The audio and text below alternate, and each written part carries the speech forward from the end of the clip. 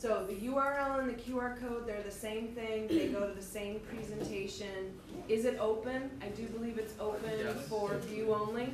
Yeah. That's good. Okay. Wait, oh yeah, it is. Sorry. Going once, going twice. I'm going to the next slide. Yes? No? Maybe? Yes. Okay. All right. So you are embarking on this project. You've been looking at different ways to become vloggers. And you have selected or pre-selected your topics. Is that correct? All right. So I'm here to talk to you about the techniques and or the equipment that you need and the process that you need to go through in order to make that project come to fruition. So that is the goal today. Anyway, I hope, I've got two hopes today. My first hope is some of the things that I'm talking about, you already know. That's my first hope. My second hope is that you possibly walk away with some new information. So the whole videotaping and possibly setting up your YouTube channel, if that's where you want to go with this, I hope that's some background information, and maybe you've already have done that. If not, consider it new information. But then when we get into the actual editing process, these techniques might be new to you. So those are the goals that I have for you today. I would strongly suggest that if I say something and you don't get, or you want to see more information on that, please stop me. We'll talk about it as a class. If you feel like we can move forward, then by all means, let's move forward and we can get going on some new information. So there's a couple of things that you need to consider first. And some of the things that your topic hopefully will do is get the attention of your audience. So there's a whole lot of pre-writing that's going on way before you even put a camera in your hands. So you need to know the beginning and the middle and the end of your story. And it's not this very simple story writing. And when I was in here the last time, we looked at an example by a comedian with a stutter. I do believe his first name is Drew. And you looked at how, in 1 minute, how he began his story. So as you're writing, you need to think of what that dialogue is going to look like and how you're going to introduce yourself. But at the same time, how are you going to introduce your story? How are you going to get your point across in that first minute? Maybe even the first 30 seconds. Because your project, correct me if I'm wrong, is only 3 to 5 minutes long. So in videotaping, and this is about 6 or 7 slides from now, but in videotaping, you're actually looking at telling a story and taking anywhere from 7 to 10, maybe 12 minutes of video footage in order to tell that story. But go back to what I said just about 10 seconds ago, the actual project is only 3 to 5 minutes long. So you need that much footage in order to get to that final project. Because I don't think anybody's what I call a one-take wonder. Okay? You need to know your audience, and I hope up to this point, even though we've been on interim, we've been back for 3 days, I hope you're out there looking at examples. And you're out there looking and seeing what other vloggers do and picking out the things that you like and picking out the things and being critical and actually looking and saying to yourself, that's not very good. I got to make sure I don't do that. Okay? But the key here is if nobody's going to watch your video, then you don't know your audience. And then probably the one bullet I didn't put up there is you got to be a little bit entertaining. So this guy, this kid right here, let's see if I can go back. I don't know if you've seen him. His name is Kid President, but his YouTube channel is Soul Pancake. And if you've ever had a chance to possibly watch him, he's actually very good about what he does, and I think he's only 10 years old. So I'm just gonna play a little bit. If he's entertaining, we'll keep playing. Once upon a time, there's a man named Martin Luther King Jr. Look how he started. There is nothing on the screen, but all you do is hear his voice. So look at how he started. I'm already 3 seconds in. What's the topic? Martin Luther King Jr. Okay? Try to pick out a couple of other things other than just like watching him, because we're going to be talking about the different types of clips that he's doing, and the different types of filming techniques, and the different types of editing techniques. It's funny to think about because now we know his name so well, but at one time he was just a kid. Like maybe you're a kid watching this. Well, he was a kid too. Well, maybe you're a grown-up. That's okay too. All kids are welcome here. I don't discriminate. Martin Luther King grew up to be a great man, of course. But things weren't all that great in the world while he was growing up. Not everybody was treated like they were somebody. And I believe that you should treat everybody like it's their birthday. But they didn't do that. People looked at the color of your skin. And that's how they decided if they were friends or not. Not cool, man. That didn't make him feel good. That didn't make anybody feel good. But his parents helped him grow up. He went to church. He learned about love. He grew up to be a minister to help a lot of people. He did all sorts of cool stuff. He helped a lot of people learn about love too. But still he looked around and said, things should be better. He wanted to change things. So he did stuff. He decided instead of spreading the hate, he would spread the love. He wanted to bring people together. Where people were hurting, he stepped in to help. He marched with them. He walked with them. He walked arm in arm with everyone. Sometimes it didn't go well, but he kept going. Sometimes he ended up in prison, but he kept going. Some people didn't like him, but he kept going.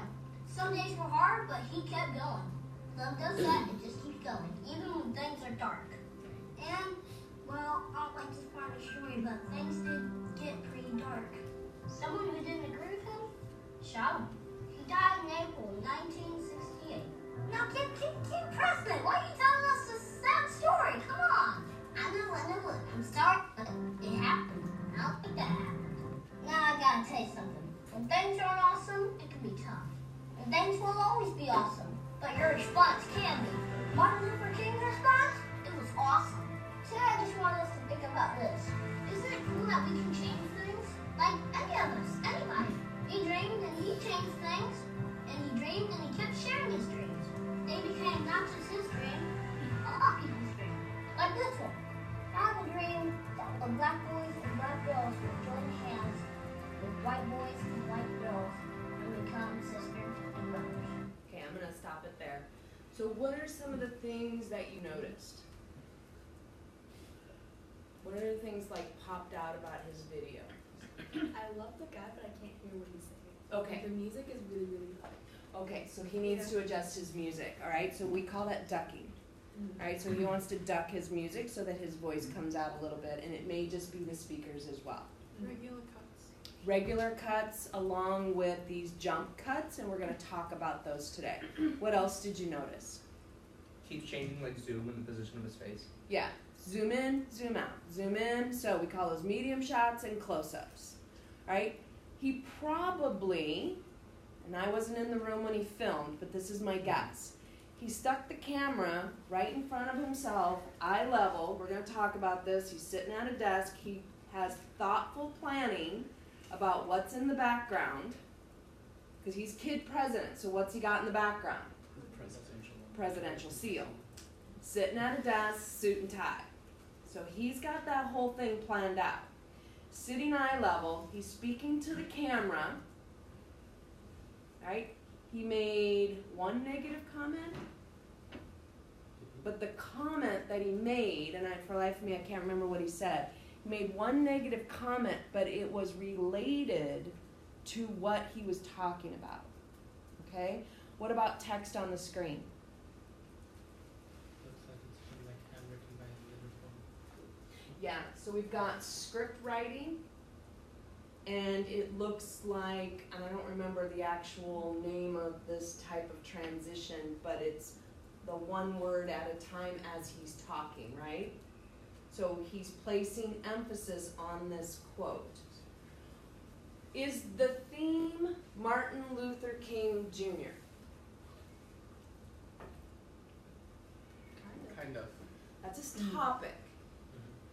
But what was like the underlining theme? Sweating love. Spreading love.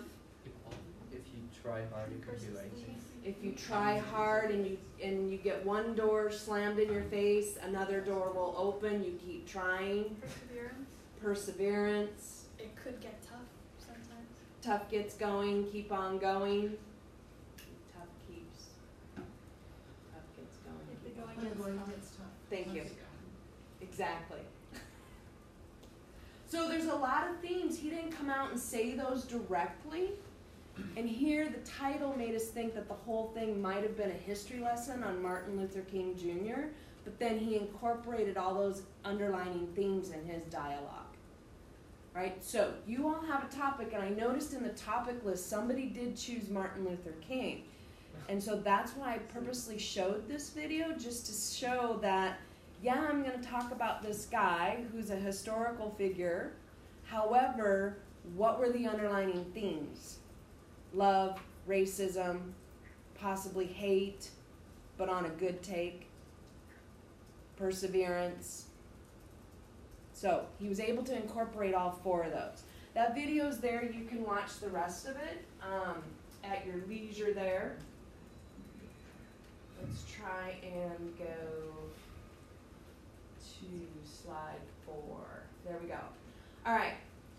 Here's the next piece. So let's say that all of your writing is done and you're now ready to film. Here's a couple of things that you have to keep in mind in order to get comfortable with the camera. So I've brought a setup here. I'm using my own phone. And I want you to understand that you can use your own phone as well. And I'm going to give you a couple of techniques. But there's a tripod. There's a microphone. And it's a very, very, very simple setup. And if you've ever been down into our office, you know we have tabletop setups. So you have to figure out where are you going to film. And you have to figure out what is your background. What's going to be in the background? What is your wardrobe going to look like? Okay, he put on a suit. I'm helping another student with a Catalyst project right now. And we're talking about cooking and doing different recipes and videotaping different cooking segments. And I said, what are you going to wear? And the person didn't even put two thoughts together. It's like zero consideration that he should be in a kitchen and he should probably have an apron on. Okay, so take that into consideration as well. So how do you get comfortable in front of the camera? You have to communicate with conviction. You have to get people to believe that what you're saying, you believe in. All right, so if you don't believe in your own story, when you talk, you're not going to get anybody else to believe in your own story. So you have to talk with conviction. Use your hands. Emphasize words when you speak. That's why they put the words up on the screen, to emphasize what they're talking about. If you're trying to place emphasis, consider talking slow so you can emphasize every single word. All right? Believe in your story. You need to make eye contact with the lens. So, your camera is right here, but that's not your lens. Your lens is over here. If you are going to reverse this and film this way, flip the microphone around. If I'm going to film this way, which I don't strongly suggest that you do, but I will give you a couple helpful hints here. Then my lens is over here. I have to look at the lens, not the phone. Because if I look at the phone, then it looks like I'm staring into space. I should be looking at the lens because I'm trying to make eye contact with my audience. Now, there's pros and cons to this. The best lens is on the back of your camera. The con is you can't see yourself when you're filming. Sometimes you might not care. If you've got a partner in crime that's going to help with the filming, then great. Film from the best camera possible, which is the one in the back. If you're going to be by yourself, then you need to flip this around. It's not the better camera in the front, okay? They'll tell you in the advertisements that it is, but it's not the better camera. But at least you can see yourself when you're filming. Okay, and when we get into some of the camera techniques, you'll see why it's really important that you actually see yourself when you're filming. Your lens is on the left-hand side, opposite the microphone. Those of you with the newer cameras, you don't have the plug-in. You don't have the lightning plug-in. So you're going to have to figure out some sort of clamp, and I don't even think you have the headphones. So you're gonna have to figure out a different phone system, because these little microphones won't plug into your phone, okay? So whether you film with an older phone or whether you go and you actually get, you check out from Shack downstairs, you check out a camera and you affix it to this tripod, that's completely up to you because then you'll have a different microphone, right? So figure out what your setup is. But whatever you do, doesn't matter the setup. What matters is that you're speaking with conviction, you're telling a believable story, because if you don't believe in it, then your audience isn't going to believe in it. And you're looking at the camera lens.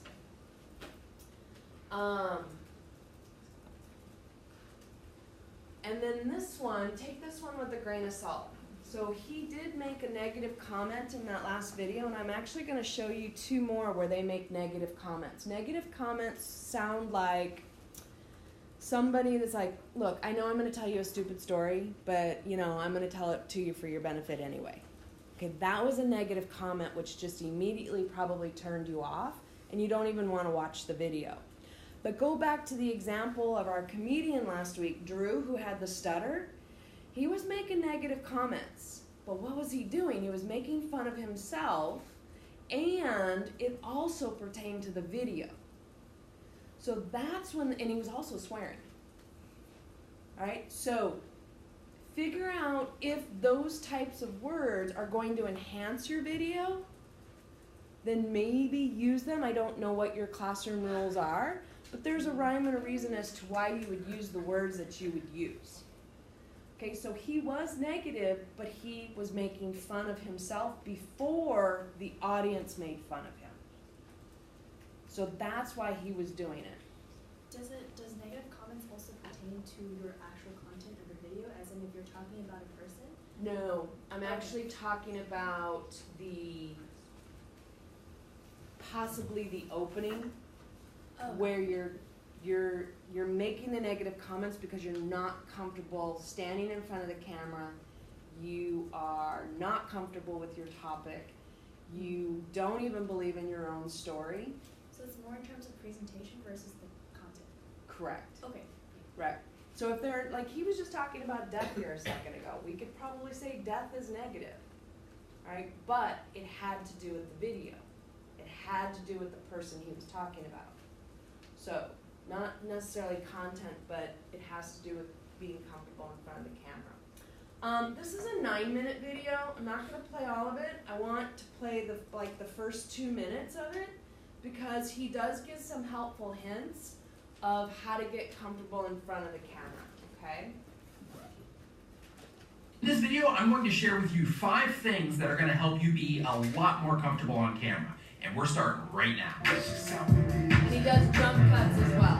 What is going on? My name is Nick. Welcome to another video. If this is your first time here and you want to get YouTube tips to help you grow your channel and video tips to learn how to make YouTube videos and all types of other YouTube related stuff, then go ahead and hit that subscribe button so you don't miss anything. So you're making videos for YouTube, you want to make videos for YouTube, you've considered it at some point, like, hey man, I really want to make videos for YouTube, but for whatever reason, you are struggling with being comfortable on camera or the idea of putting yourself on camera. So I'm going to help you work through that so you can start making awesome videos and put yourself out there on YouTube. And real quick, let me know down in the comments below what exactly is your struggle. Are you having trouble getting in front of the camera in the first place, or are you just trying to find a way to make it seem more normal when you're on camera, trying to find a way to make it to where when you get in front of this lens that you feel good about it instead of feeling uncomfortable and just not good? Number 1, before you go on camera, do some exercises, do some movements or something to help relax your body.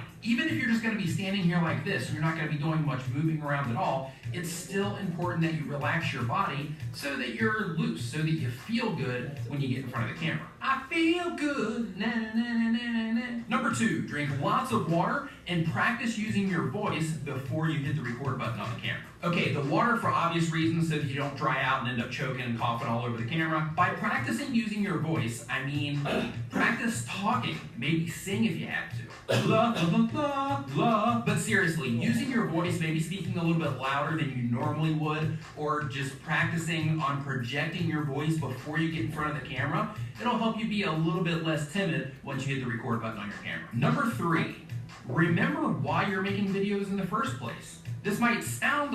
Okay, I'm gonna stop it there. So it sounds a little bit better.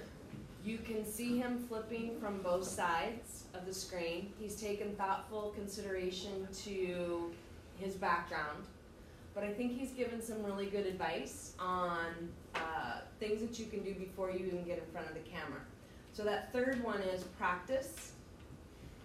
Practice what you're going to say before you even turn on the camera, maybe once or twice. And that's going to lead into some of the video editing that we're going to do. All right, 4 other things you need to take into consideration: the camera, the lighting, the tripod or the stabilizer, and the microphone. I've also put up a link here that's called 5 Ways to Make Videos Better that talks about these different things. And so if you want to go into more depth, again, I brought the equipment here. So the camera, let's talk about your phone for a second. One of the things that you might not be able to see in this photo is I've actually turned on the grid. So the way to get to the grid, if you're on an iPhone, those that are my Android users, you can tell me what the difference is. You can go into your settings, and you can go into camera, general settings, and go down to camera and flip the grid on. I strongly suggest you do that. And I think on the next slide, I'm going to talk to you about the rule of thirds and how that will help you, especially if you want to do text, and if you want to do pop-up videos, and if you want to do subscribe to my channel. In order to do those extra things in your video, you've got to get out of the way. In order to get out of the way, you have to film with purpose. In order to film with purpose, you need to know where those grid lines are so you know where you need to stand. Okay, and we call that the rule of thirds, which means I'm going to stand on 1/3 of the screen, so I've got the other 2/3 open. Now, as I film, I got to figure out which side that is, because I don't want to say, and follow my YouTube channel, and you can click on any of these videos, but then the videos show up over here. That just makes me look silly. So you got to film with purpose and know which side you're going to point to. So when you're filming, you're not pointing to anything. You're going to add that extra later on. Lighting. Now, I don't know where you're going to film, and I can tell you right now, the lighting in here is not good. The lighting in hallways is not good. Bright sunlight and or the camera or the lighting that we do with photography, that's going to be your best sunlight. Your bedroom doesn't have enough light. Your living rooms at home do not have enough light. So think about where you're going to film and make sure you have enough light. You could probably go downstairs and get yourself into the green screen areas with the camera lighting. We have 2 sets, possibly 3 sets of lights in the THC, which means if you wanted to film in this room, we could quickly put up a green screen, bring in the lighting, and you could actually film your dialogue if that's what you want to do. But you're not going to be able to do it during class. That's going to have to be an after school, and you don't want to have to lug all that lighting equipment home. So you have to pre-plan for the lighting. If we can't see you on the video, we're not going to watch it. Okay, so take lighting into consideration. Camera stabilizer, you have a great example right up here in that 3rd picture. Alright, and then I do believe the last one is the microphone. I'm using the microphones that actually plug in with the lightning mount there. We call these like shotgun microphones. You have shotgun microphones for DSLR cameras. Whatever you do, you need to have a microphone.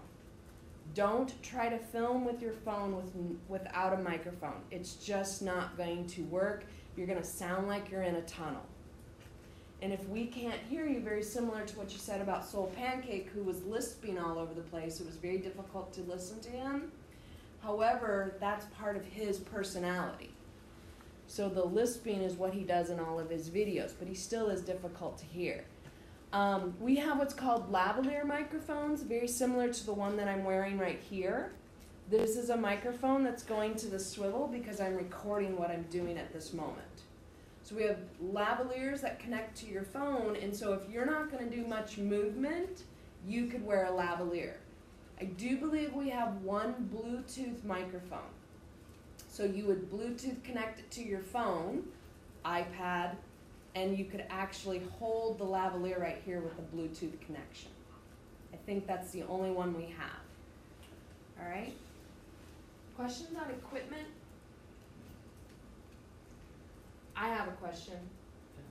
Have you solved your equipment needs? Have you thought about your equipment needs? I'm seeing, okay, so we're kind of like middle of the road. Some of you have already figured this one out, and others, hopefully this is new information. Okay, quick video. I'm not gonna show all 10 minutes of it, but it is, how do I film without my friends? Or how do I film when I don't have any friends? So I think he gives some really good examples. He also does Pete, jump quick question cuts. for you. Oh, what's up? What can I help you with? How do you film yourself when you're making coffee or doing your vlogs or videos? I don't have anyone around to actually film me. That's a great question. I actually get asked that question all the time. Guess what, folks? That's today. Let's go.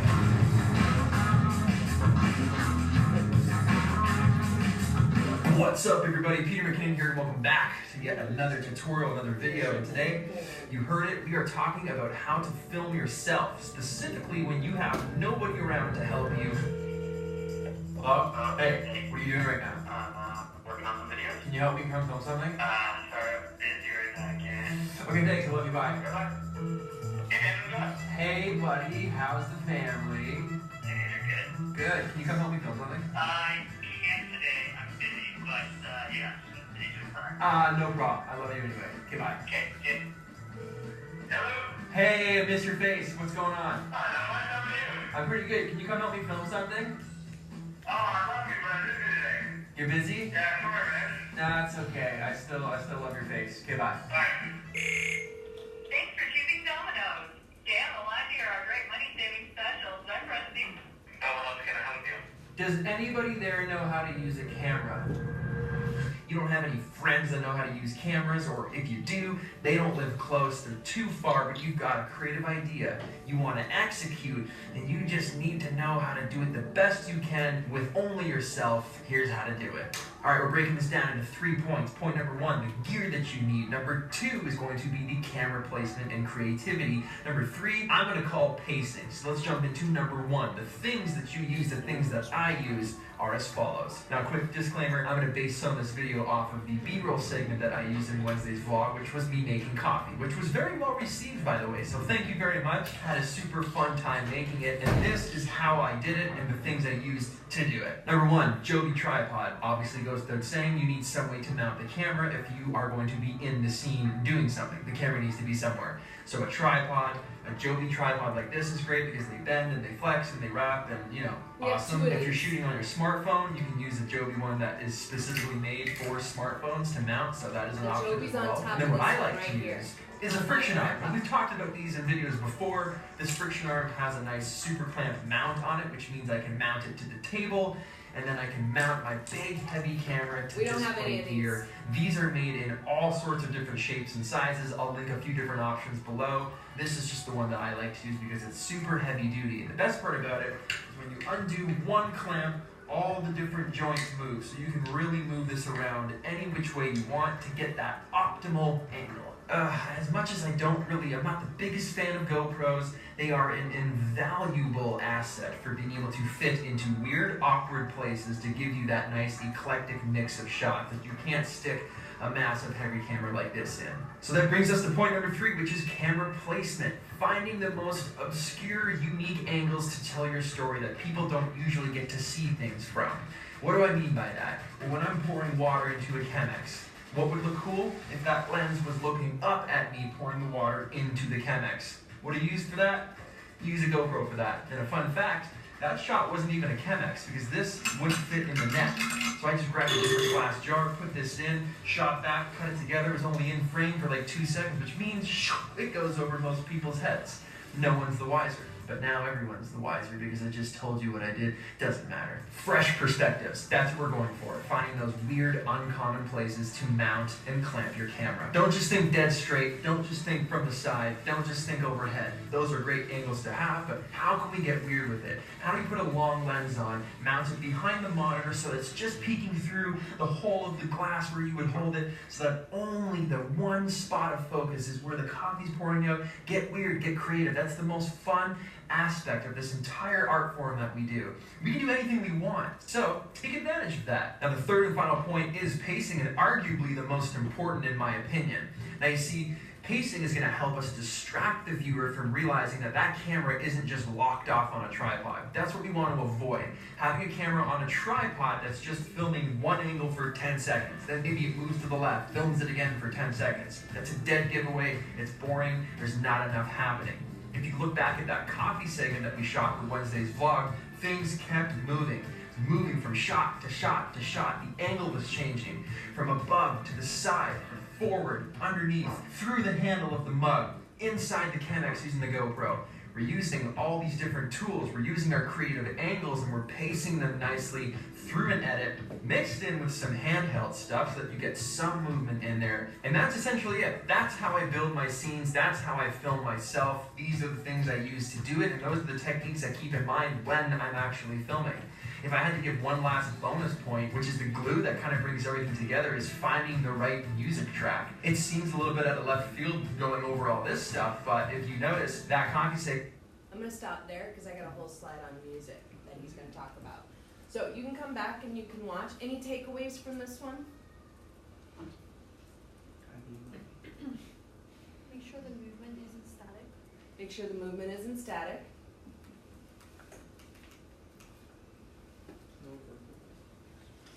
No, he wasn't talking about that. I just went to the next slide. But any other techniques that jumped out at you on his no friends segment, other than the fact that he has no friends? Be creative. Be creative. Okay, don't get yourself stuck in a box. Okay, consider all different angles. Yeah. Okay, here's 3 more things I want you to consider. We've already talked about looking at the camera lens, but when you film, we do not film vertically. And the reason we don't film vertically is because you're going to take the film from your phone and you're going to put it into some sort of editor. In order to do that, you need to have horizontal video. So this is why the Joby here on top needs to be in the vertical mode there. Okay? Do you have to leave right this second because I already have one out? All right? Eye level. Stay at eye level unless you're going to go up overhead, unless you're going to go from the side, unless you've got a GoPro and you're going to shoot straight up. Figure out what you want to do. If you're looking straight at the camera, then I would strongly suggest that you be at eye level. The swivel right now is kind of bent up, and so that's going to give me on camera the look of this being more powerful. If you want to shrink somebody down in size, then you film from the top down. And you look down on them and it makes them look meek, it makes them look timid, it makes them look scared. So how are you going for, or what's the mood you're trying to set? The takeaway on this slide is no vertical videos. Make sure you're filming horizontally. Okay? General settings, rule of thirds. This is what I was talking about with the grid lines. Make sure that you have this set up. It's in the general settings on your phone. Put yourself on 1/3. This is a little bit of pre-planning. So if you're going to use the other 2/3 of the slide, you want to be able to put yourself here. If you forget and you put yourself right in the middle, you can change it in the editing phase. And you can actually shrink the video down with some cropping, and you can pull yourself over onto the third, and you will still have 2/3 of the shot available to you. If you film vertically, you will not have the ability to put in any of the extras later on. Okay? Jump cuts. Let's talk about jump cuts for a second. Jump cuts are that ability to be able to film and then go ahead and pull out the things that you don't need. So my helpful hint to you is when you are ready to film, you have all the pre-writing done, you've practiced 1 or 2 times, you are now ready to turn on that camera. Turn on the camera and film, talk all the way through your dialogue, and just film. Because then what you're going to go and do is you're going to edit this and cut out all the mistakes, cut out all the ums, cut out all of the dead space, cut out everything that you don't want, and then you're left with the final footage. Your project is 3 to 5 minutes long, but the footage that you're going to be shooting, your original story, is probably going to be about 10 to 12 minutes worth of footage. Okay? Jump cuts. This is his ability to, one, show you what jump cuts look like in a good way, and it's his ability to show you what jump cuts look like in a bad way at the very beginning. But then he's going to use Adobe Premiere to show you how to actually do jump cuts. You can transfer this knowledge into iMovie if you're more comfortable with that. I'm seeing most people have Macs, and so unless you've purchased Adobe Premiere, you probably do not have a copy of Adobe Premiere. But what he's doing can easily be replicated in iMovie. So the technique is the same. We're only going to watch about the first 2 or 3 minutes of this. I don't think there's anything wrong with the jump cut. I like using the jump cut. Now, granted, you don't want every single word to be jump cut, because that would be kind of annoying. You know what I mean?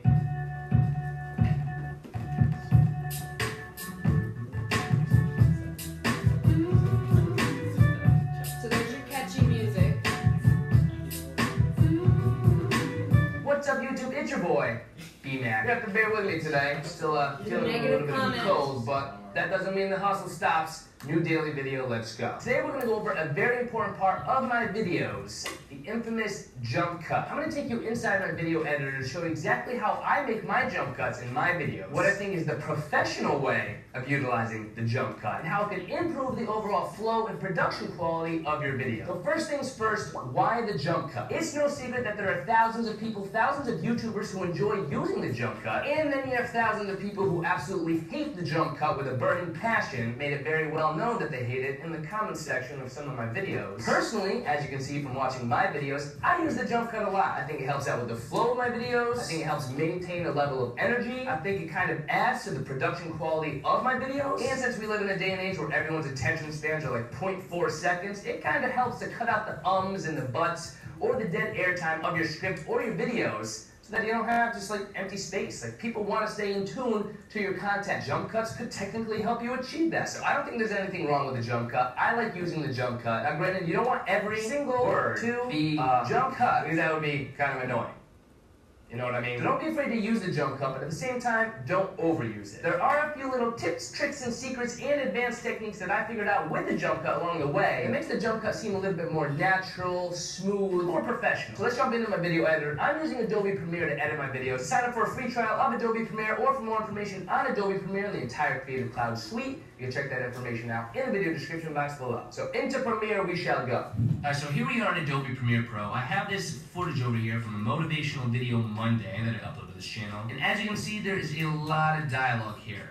A lot. If this were to be one take with all my mess ups and everything in the footage, as you can see, we're pushing 15 minutes worth for what I think ended up being like a 4 or 5 minute video. So in this case, the jump cut's gonna help me out. I need a jump cut, otherwise this is gonna be a dragged out, boring, with a lot of mess ups video. So once I have my footage on the timeline and I have my one take here, with all my different dialogue, talking points that I have to splice up, here's what I'll do.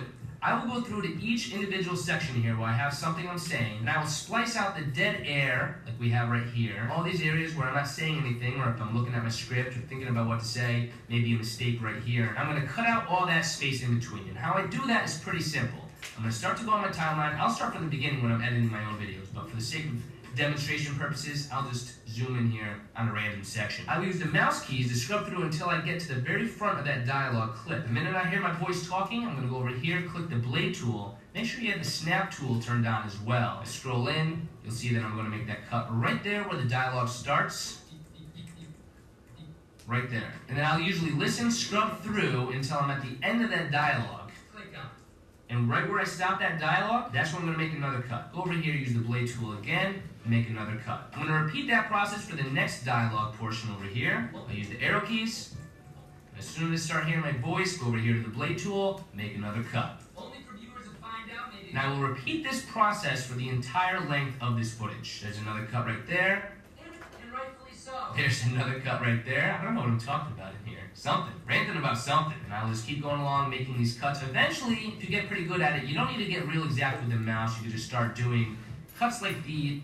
Okay, in iMovie, you do the exact same thing. You pull your video into your editor. The splice button is Command B. So you would move the cursor. He called the word scrub. So you scrub the mouse back and forth. But you can see the video clip and you can see the sound clip. You'll be able to see both on there. So he scrubs the mouse back and forth and he looks for that dead space. So anytime there's talking, there's an elevation. If it's a dead space, it's empty. You move your mouse to the beginning of the dead space, Command B. Move your mouse to the beginning of the next segment, Command B. It's for break. You click on the segment that you just spliced apart and press delete. There will be an empty space now. So just by doing that, let's say that your original video starts at 12 minutes. Just by doing that, you could probably knock off at least 5 minutes of your video. And now you're down to 7. So then you can go into further editing techniques, such as trimming, which means once I get to these segments, I can go to the beginning and even splice further, and I can use the trim button by pulling them in, and I can be moving all of those little segments back together, okay? If you want to watch the rest of his video, you can. He gives some sound advice on some different techniques. This guy here, he gives 9 different ways that you can actually cut as well. I'm going to play a little bit of his because I do like the first couple of parts, but he gives some sound advice on some different video hacks as well. All right? And again, he's using jump cuts, and this is his how-to video in order to make his. So he's already gone through the jump cuts, and he's giving you some little things. He's going to describe the technique that Soul Pancake used, where you heard the voiceover before you saw anything.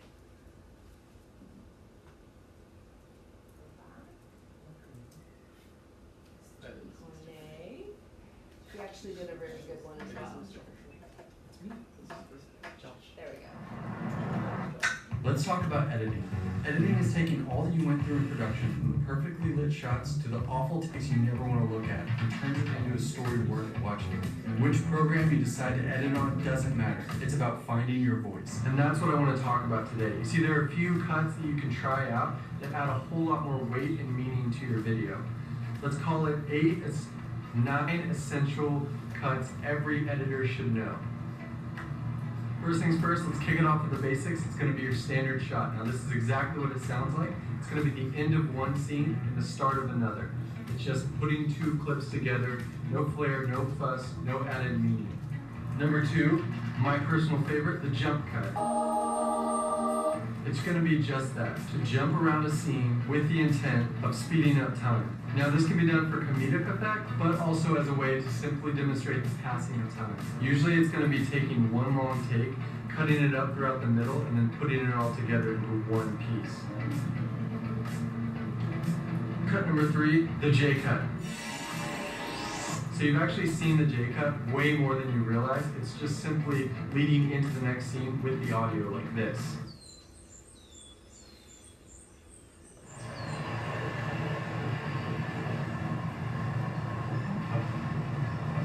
See what I mean?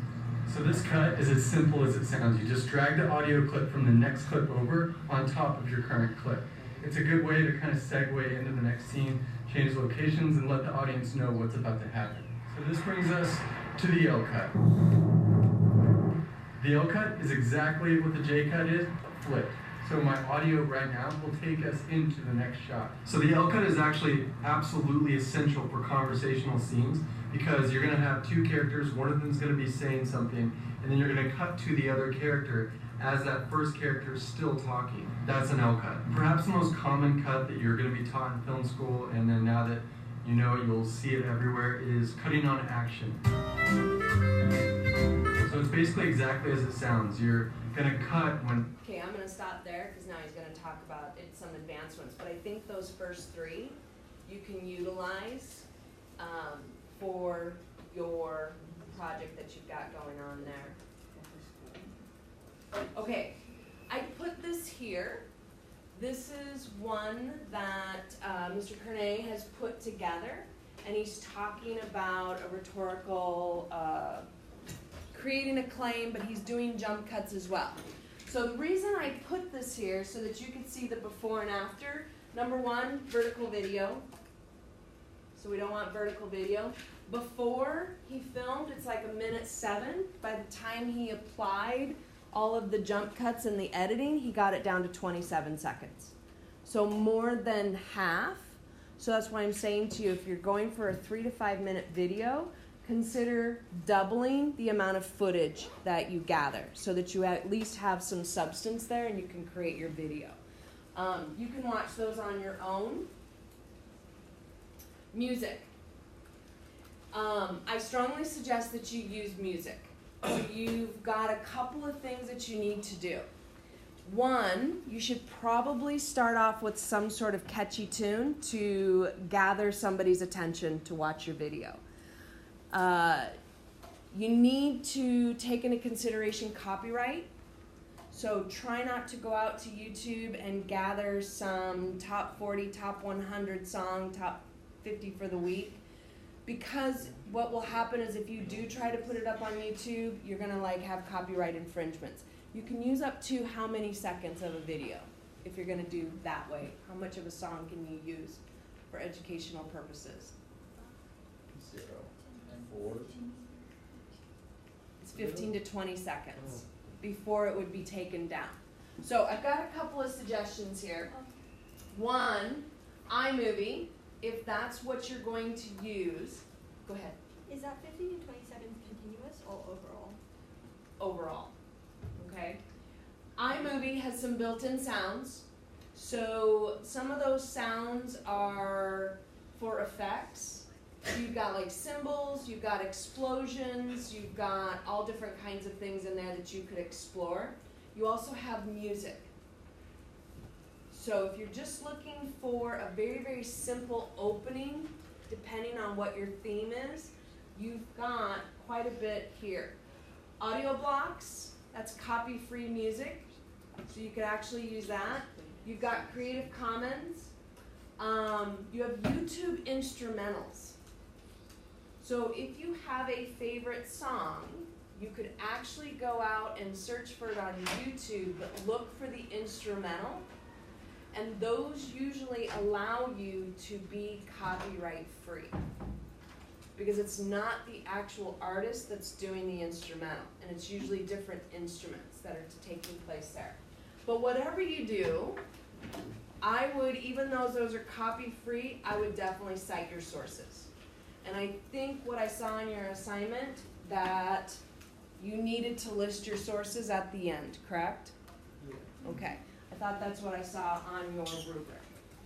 I would explore these, the 2 links that I've listed up there, and I strongly going to encourage you to use either music in the video and or sound effects to enhance what story you're trying to tell.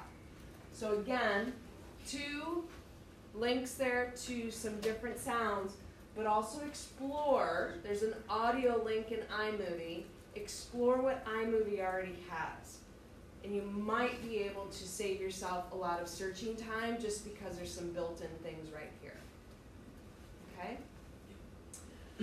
Downloading YouTube videos and music, and I did not list photos. It's very easy to do.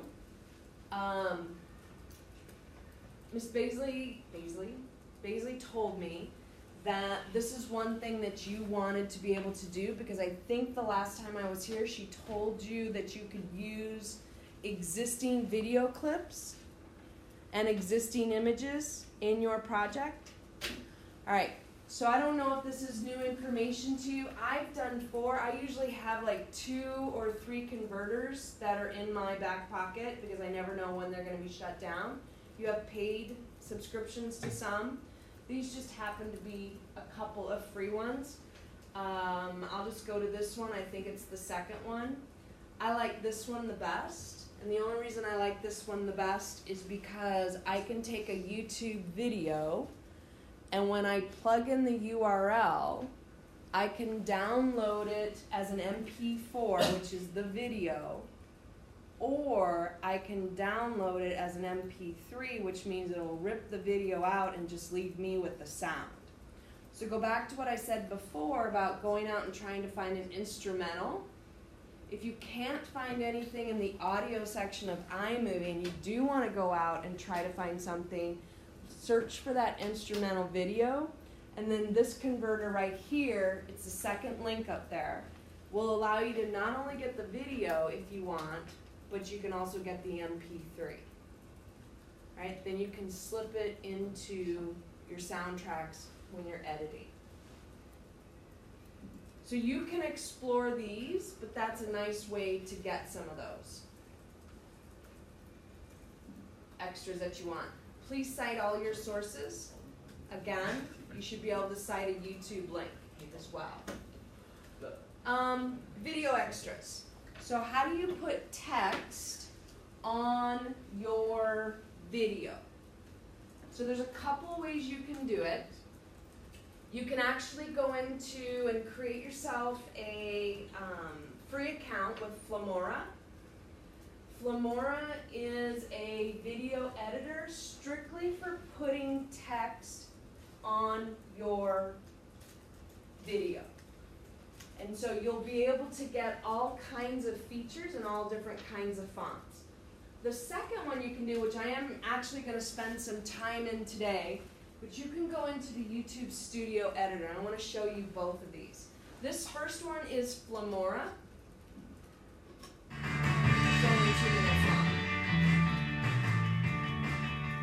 Hey there, I'm Tasha from Filmora.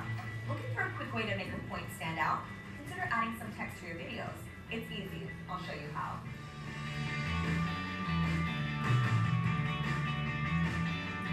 There are a lot of reasons bloggers like to add text to their videos.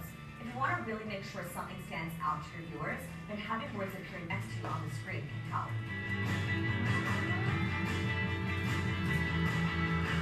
You might also want to write about what you're talking about. Bullet points or fun facts on your screen. My top 3 tips for using text in your videos are: number 1, leave room for it while you record. Consider standing off to one side of your frame instead of in the middle. 2, make it really big.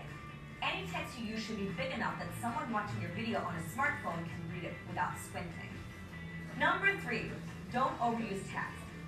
Text is great for drawing extra attention to a point, but if you use it all the time, you will make it too used to it and it will lose its effect. Want to see how I added those titles in Filmora? I'll show you. If you haven't yet, you can download the latest version of Filmora Video Editor at filmora.wondershare.com. Open up Filmora and drag a clip into your timeline. then go to text credit. There are a lot of fun titles, so you should scroll through them all and find one you really love.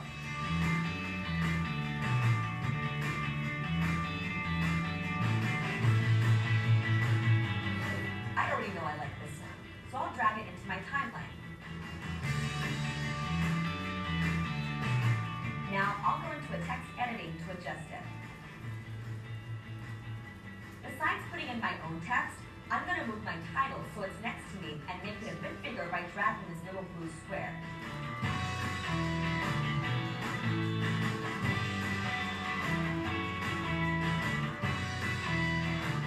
I'm happy with this now, but there are a lot of changes I could still make if I wanted to. Watch Advanced Text Editing tutorial for a full walkthrough. There you go! How do you use text in your videos? Do you have a favorite title in Filmora? Comment below and let us. Okay, so you can go in and you could actually click on YouTube and get into some of the advanced features. So that's one way to get text on your screen. You can set up a free account in Filmora. Your completed video with some advanced planning, meaning you're off to the side and you're advanced planning some of those screenshots will allow you to put in those little extras at the end, okay? Here's the studio editor. I want you to be able to see how you can get in there. So I'm in my YouTube channel. So I signed in. You can sign in with your SAS account or you can sign in with your own personal Gmail account. And so I'm already signed in. I'm way up here. I got to this because I went to my channel. So underneath my face, when I click, it says my channel. I can also, third one down, I'm in the YouTube Studio, the beta version. Otherwise, when I get here, the blue link over here says YouTube Studio. So once I'm in the YouTube Studio, you should be able to see the videos that you've already uploaded. So if I click over here on the left-hand side, it says videos. And I just have one from my advisory that I've got in here right now. But once I click on that, I am able to go in and change the title. I can add a description. I can change the thumbnail.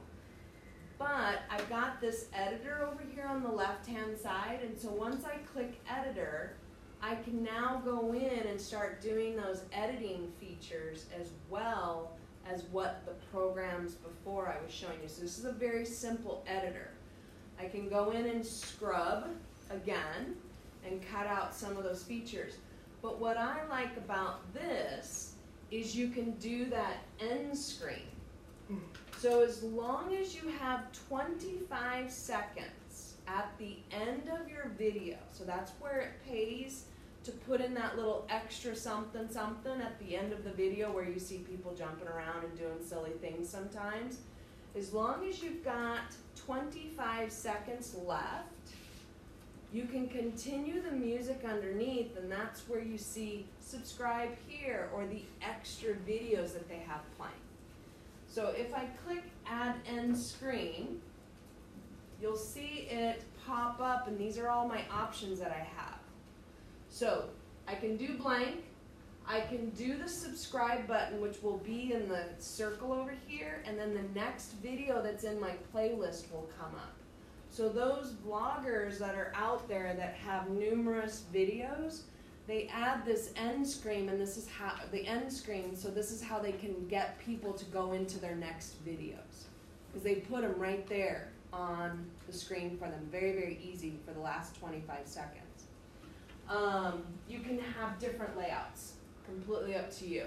So if I just choose this one right here and I click apply, you can see that the blue, it's already telling me that the blue here is going to be subscribed to Jennifer Norman. But then I've got the most recent upload is going to be the top one and the one that's best for that viewer, and that's where Dad is watching. So you got Grandpa and Dad watching you.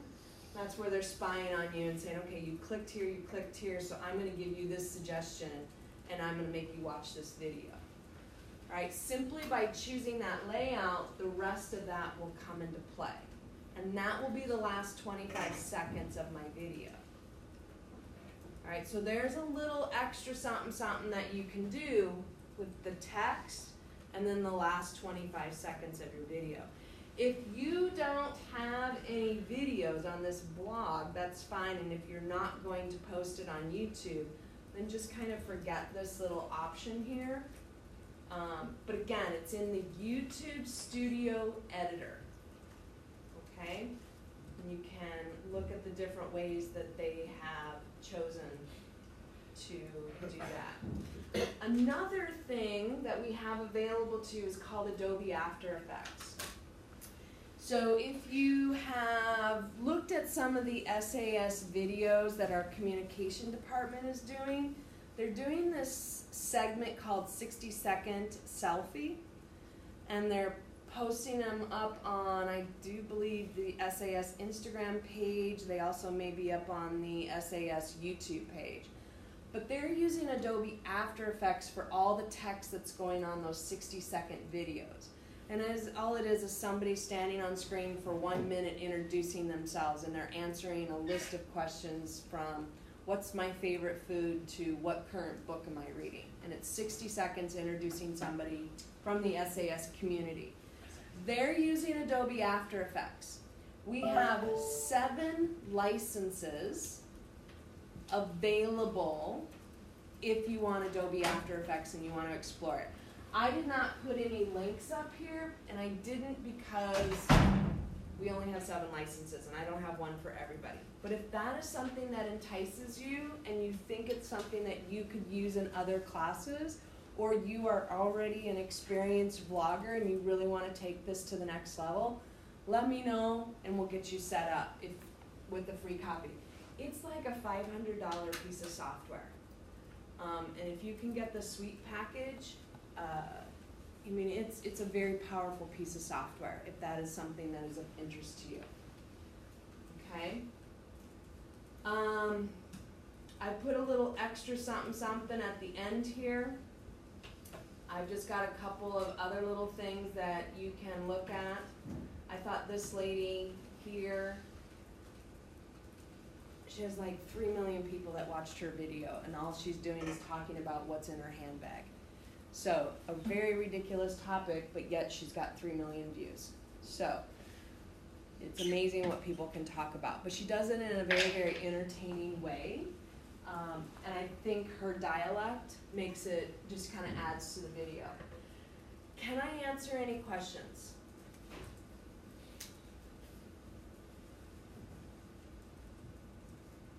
There's a lot of information to deliver, I understand. And until you actually get started, you may not have questions. Thank you. Thank you. No. Okay. I wish you well. I wish you much success. I wish you a Merry Christmas. If you need equipment, you know where the office is, down on the 3rd floor. Can you tell me when you expect to start filming? Because I don't have your calendar. We don't know the schedule for it. Might not even. You don't know the schedule for it. Take the due date and then subtract the day. 13 hours. But I saw somewhere that you already started the pre-writing. Yeah. No. Yeah. Sure. Yeah. I don't think anyone has any idea. Wait a minute. You have your topic, right? Yes. Pretty much all we've done is choose the topic. No, what are you talking about? We all did advocated Yeah, that's what I Yeah. Sure. Or like, yeah. By today. Okay. No, like, By Tuesday, March 5th, your research is done. Oh. Okay, let me repeat that. She has on your timeline on Tuesday, March 5th, the research that you're doing should be done. Is that next week? Yeah. Okay. No, it's just we never actually talked about After Thursday, We've talked about What's the more important? Imagine actually talking and that was it. Okay. And she never, and then we asked what the same thing is. She's like, That's you, yeah. I finished with you. Work is a good. I don't know bathroom here. I drink a lot. Actually, it's actually one of the best. Purdue in cybersecurity. Purdue's #1 in cybersecurity. And I do Purdue. yeah. You don't really like it. I would go to Purdue personally. I don't know because my cybersecurity #1. It is. Purdue's great. Yeah, you know, it's amazing. Yes, yeah, but that's overall, not CS bad. So many people are rejected. Okay. Does this look foreign?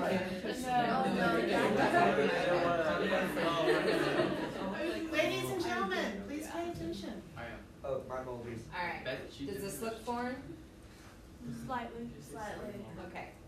Using the cues and convention of a blog, inform your audience about an unfamiliar topic or about unfamiliar details of a familiar topic.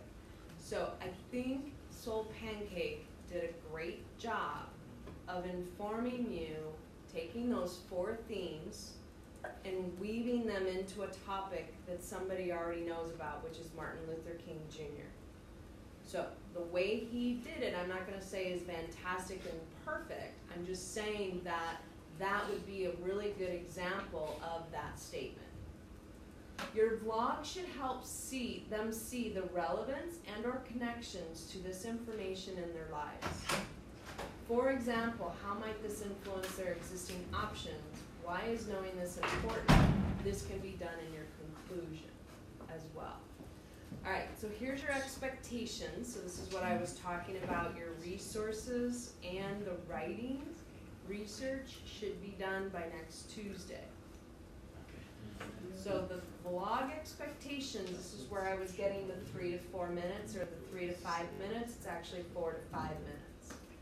So if you take that, your video footage should be about 10 minutes because you need something to edit.